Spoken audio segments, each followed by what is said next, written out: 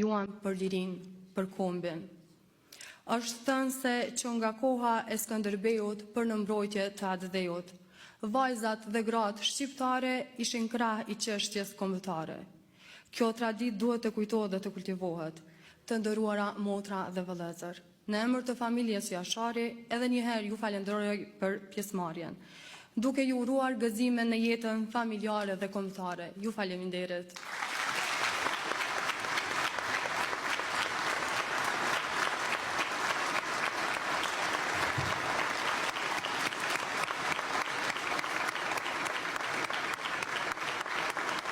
Gjaku i ndritur.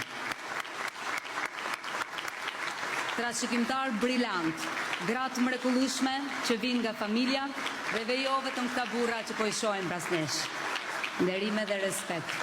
Ke qenë 4 vjeçe, 5 vjeçe në periudhën e luftës. S'ka më bukur se sa kaq ta dëgjonim një fjalim kaq përmbajtësor.